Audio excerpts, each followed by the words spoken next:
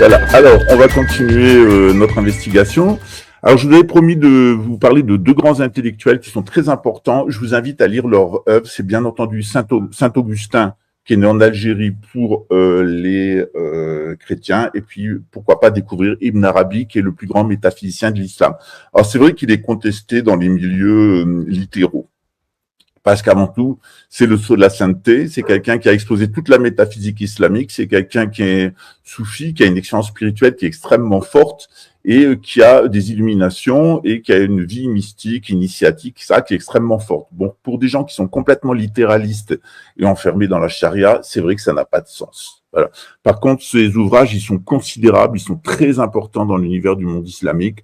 En particulier ses traités de métaphysique et notamment un de ses traités sur la science des lettres qui est les illuminations de la Mecque.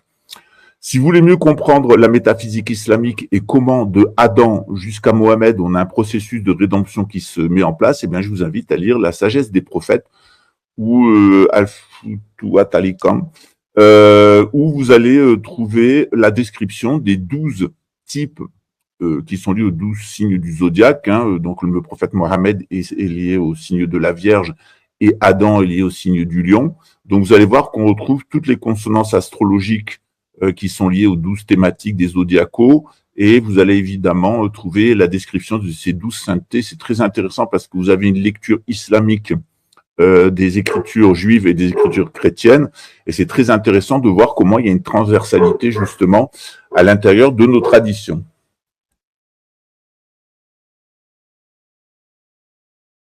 Donc, on va commencer par Saint-Augustin, de son nom Augustin d'Hippone.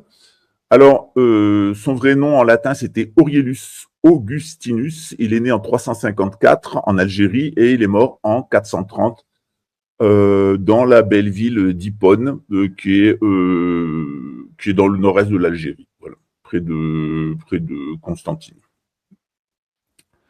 Alors, il a été évêque, c'est un philosophe, c'est un théologien chrétien, mais ce qui est intéressant, c'est que contrairement aux premiers chrétiens qui étaient tous grécisants, c'est-à-dire qui hellénisants, c'est-à-dire qui utilisaient le grec, lui, il maîtrise très mal le grec ancien, et donc il va complètement latiniser la tradition chrétienne.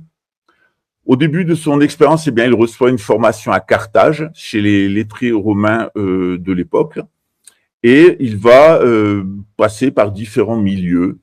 Il a une mère qui est chrétienne et qui est extrêmement pieuse. Il a un père qui est païen, mais il va d'abord s'intéresser à la philosophie gréco-latine, aux grands auteurs, et puis il va se convertir au christianisme en 386 après sa rencontre avec Ambroise de Milan.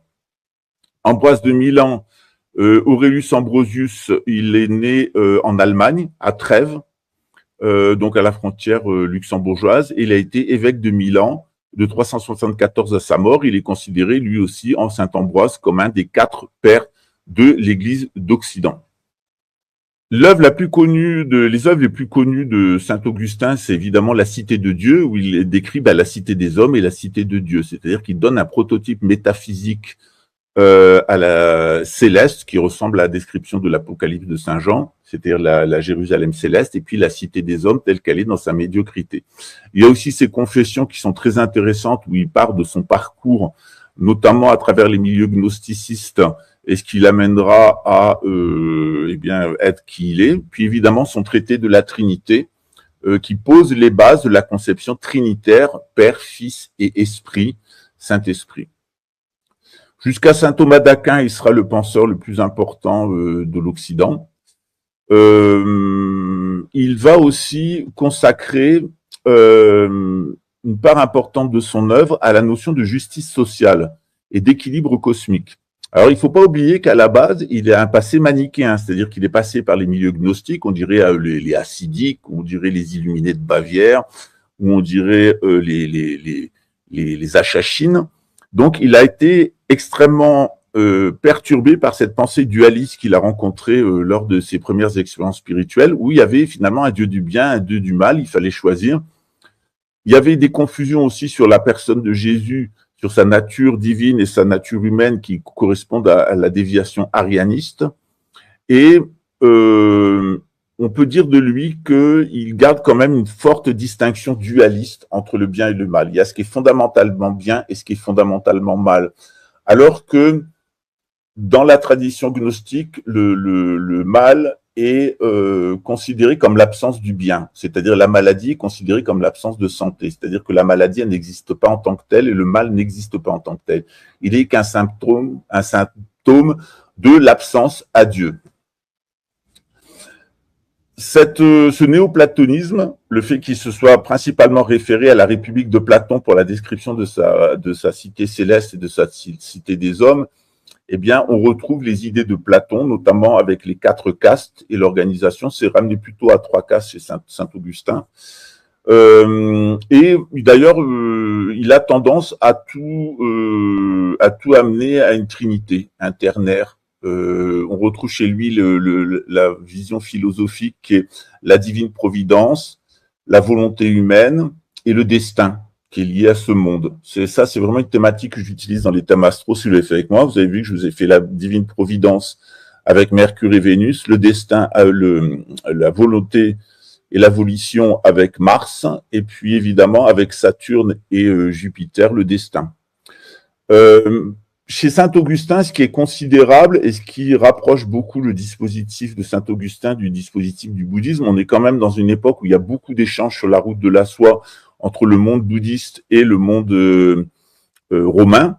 Et Saint-Augustin va en particulier développer plusieurs sortes de systèmes ternaires. Donc Père, Fils et Saint-Esprit va aussi raccrocher le fonctionnement de l'être humain à 3 fonctions qu'il appelle la trinité intérieure, c'est-à-dire la mémoire, donc le destin, la volonté, donc la volonté, et l'intelligence, c'est-à-dire l'intuition, c'est-à-dire la divine providence. Donc on retrouve ce tripartisme en permanence chez Saint-Augustin, qu'on retrouve d'ailleurs chez les pères de l'Église avec à partir de Saint Paul, la division corps, âme, esprit. Il faudra attendre Descartes pour qu'on ait l'inversion cartésienne de l'âme et l'esprit, où finalement l'âme devient immortelle et puis l'esprit devient un esprit rationnel quand il est tourné vers le corps, un esprit rationnel lorsqu'il est tourné vers l'âme. Et donc, on a véritablement chez René Descartes, chez cette philosophie française du XVIIe siècle, la volonté de détruire le dispositif traditionnel tel qu'il était conçu depuis Saint-Augustin.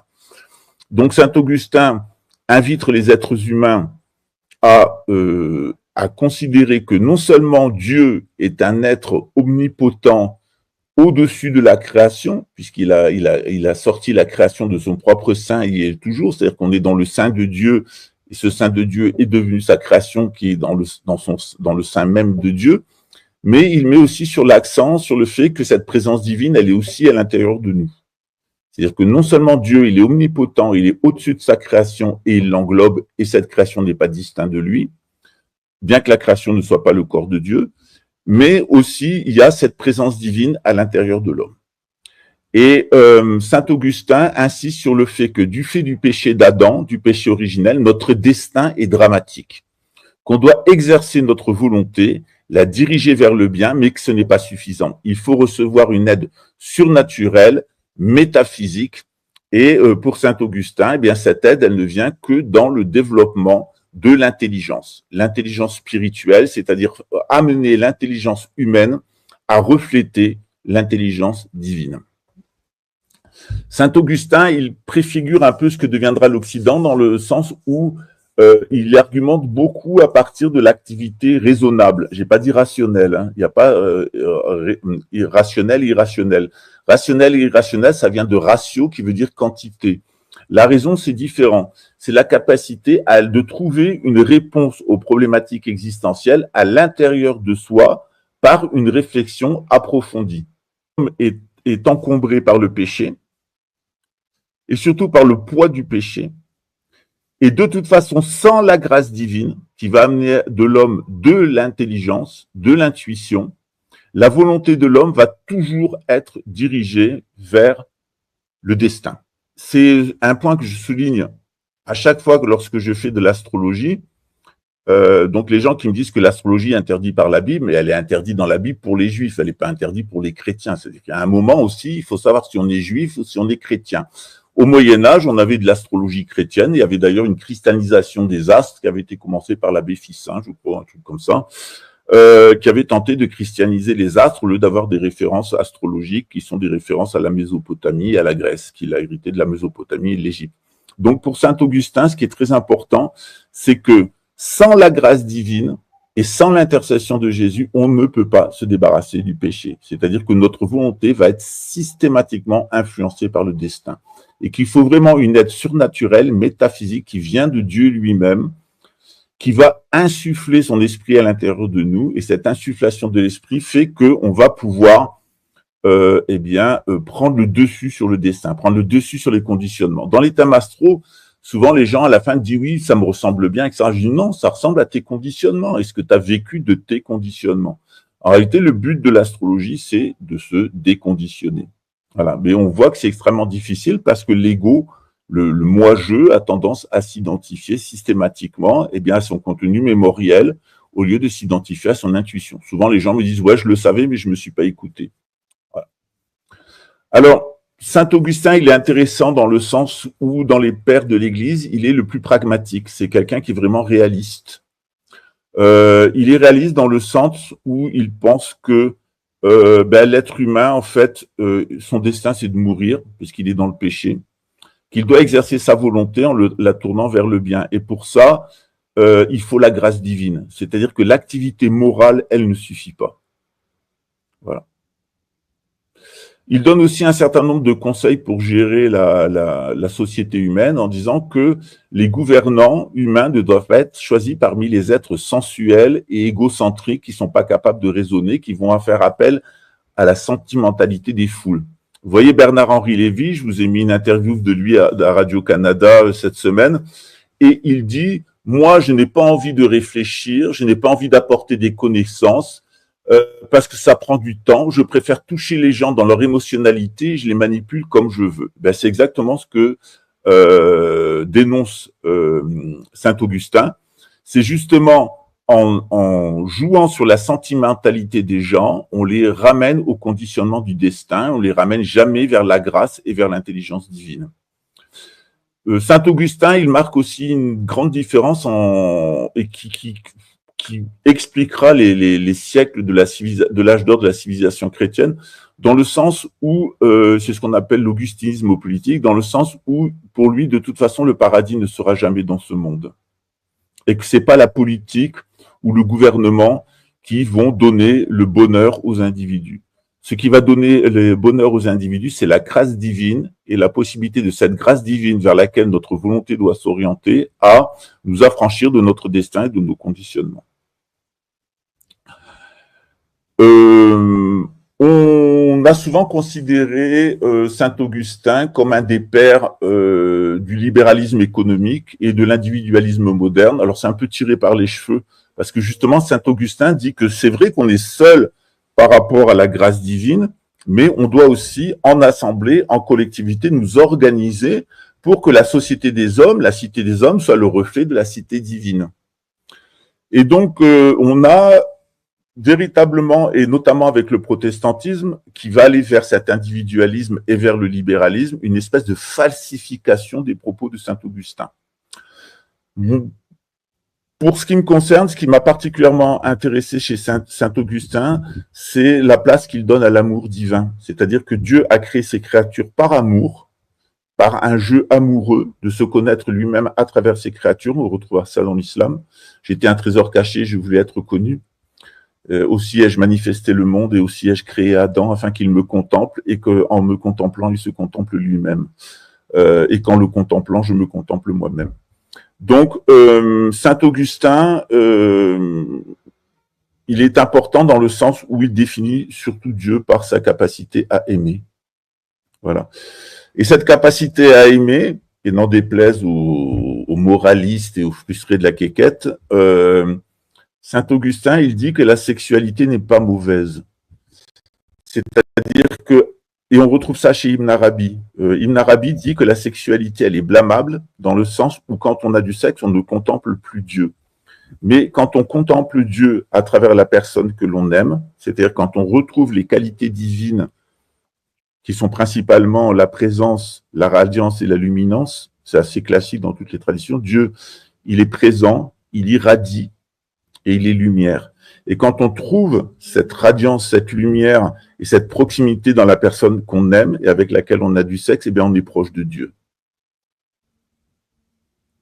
Donc pour saint Augustin, la sexualité, bien qu'elle... pour saint Augustin, la sexualité, elle est un moyen d'accès à Dieu. Et on va retrouver ça dans beaucoup de traditions, notamment dans la tradition gnostique, il a gardé ça. En fait, le péché originel, il vient pour saint Augustin du fait que la sexualité d'Adam et Ève, qui était une sexualité libre, orientée vers Dieu, vers l'amour, la lumière et la présence de l'un à l'autre, elle est devenue une sexualité reproductrice. Et qu'elle est le fruit, cette sexualité de la reproduction, elle est le fruit du péché. Or, c'est parce qu'on a péché qu'on s'est retrouvé dans une sexualité reproductive. Avant que le péché, la sexualité n'était pas reproductive. Et on voit toute la perversion de l'Église catholique au XIXe siècle qui a raconté aux gens que on ne pouvait pas accéder à Dieu, on ne pouvait pas accéder au bonheur à travers la sexualité, qu'il fallait se mortifier, il fallait briser le corps, il fallait le mortifier, il fallait lui empêcher de s'exprimer parce que le corps était mal. Et on trouve là toute l'influence du talmudisme, toute l'influence des Khazars, des Cathares, dans le sens où il y a une stigmatisation du corps, en pensant que le corps est le fruit du péché originel et que le corps n'est destiné qu'à la procréation. On retrouve ça chez les protestants.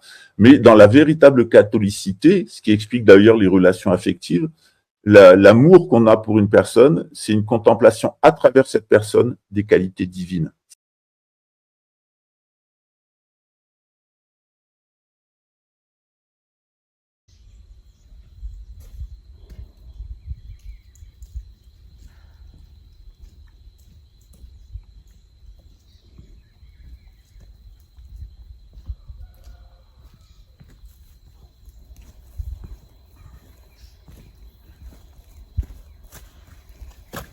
Bonjour les amis, j'espère que vous allez bien. Je suis Pascal Tréfinguy, Lama Kunzang, et aujourd'hui je fais un appel solennel aux forces françaises de l'intérieur et de l'extérieur en exil. On a toujours peur de dire un mot, de peur que ça soit mal interprété, on ne sait plus parler franchement.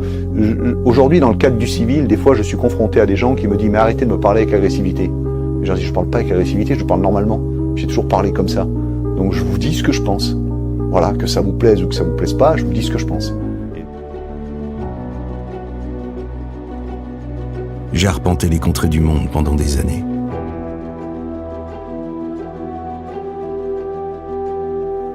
L'histoire des hommes a besoin de protagonistes, volontaires.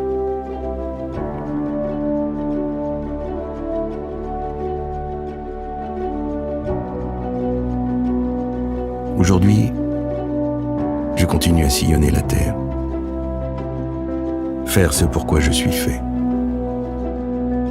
porter le fer, porter la paix, vivre.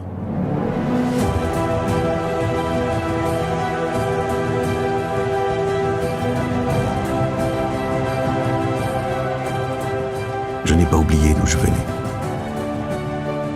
Je me prépare, jour après jour, sans relâche. Un outil tranchant, ça s'aiguise. Je veux être prêt à aller là où les autres ne vont pas. Car il faut bien qu'il y en ait.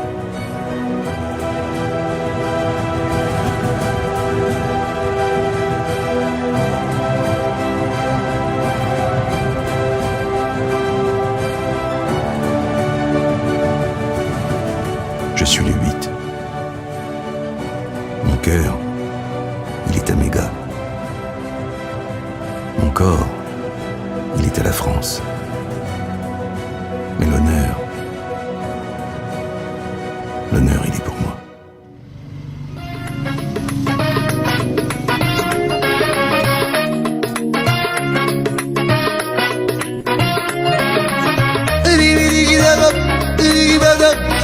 يا معذبهم يانا ريقي بدأ يسمع الحر عليا وتقلع ما ديرك بعيد مالك عليك يانا انا صليمي ومعقوب زين وددي يا ددي ددي ددي يا زير ديوان ديوان ددي ددي ددي وزيد ددي اسمع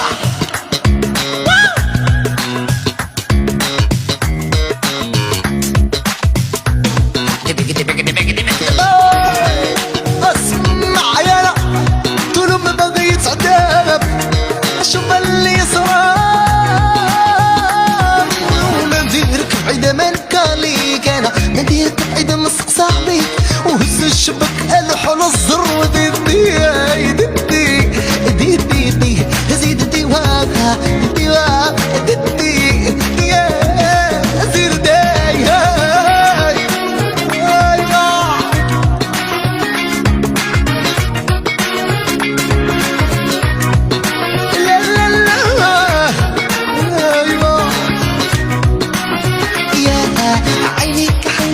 شادي عينك عيني يا عينك نايمين عينك عيني يا عينك بلغي ددي يا ددي ددي ددي سيدي واغدي دي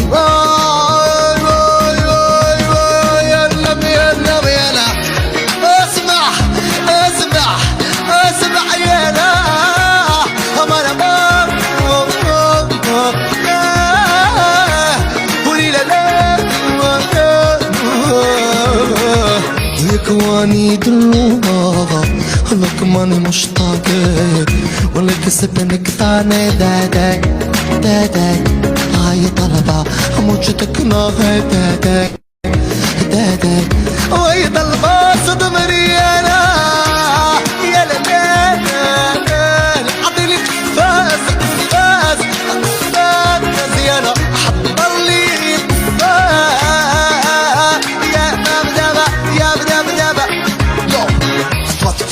انا الغلطان ماشي انتي لانتي نعرفش اللي بلي انا انتي وحديك انتي يا ملاتي ديدي ديدي ديدي دي زيد ديوا ديوا يا ديدي يا وزيد داي ما انا ما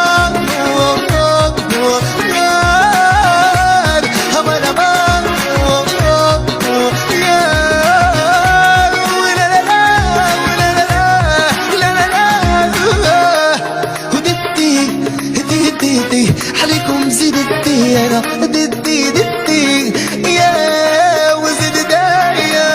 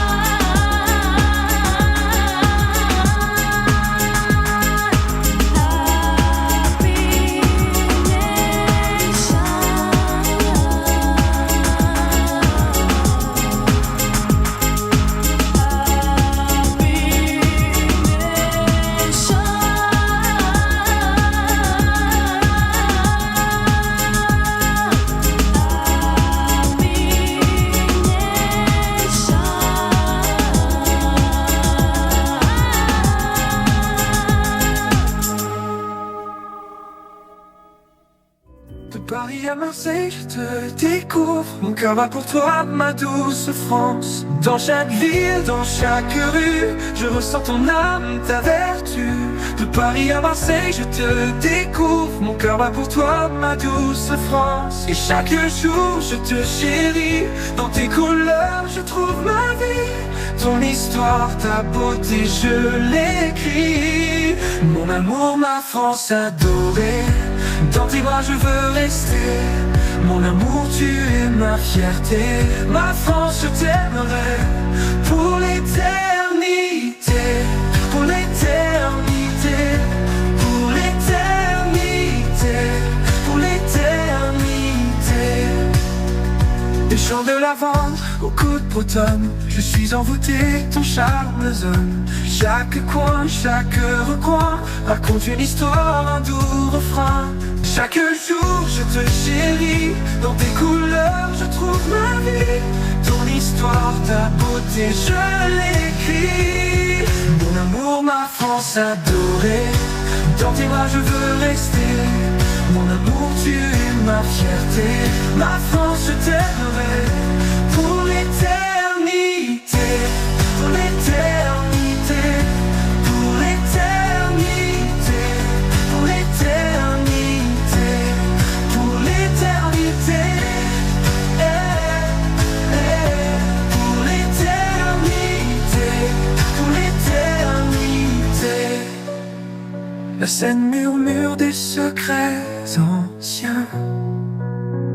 Les Alpes se dressent témoins sereins de l'histoire, de l'amour et de la paix. Pourquoi, oh pourquoi t'es si parfaite? Je vis ma vie dans ton éclat. Sans toi ici, rien ne va. Je vis comme ça dans ta lumière. Ma France, je suis fier. Et chaque jour, je te chéris. Dans tes couleurs, je trouve ma vie. Ton histoire, ta beauté, je l'écris. Ma France adorée, dans tes bras, je veux rester. Mon amour, tu es ma fierté. Ma France, je t'aimerai pour l'éternité. Pour l'éternité. Pour l'éternité. Pour l'éternité. Pour l'éternité. Pour l'éternité. Accord, murmure des secrets anciens. Les Alpes se dressent témoins sereins de l'histoire, de l'amour et de la paix. Pourquoi, oh pourquoi t'es si parfaite?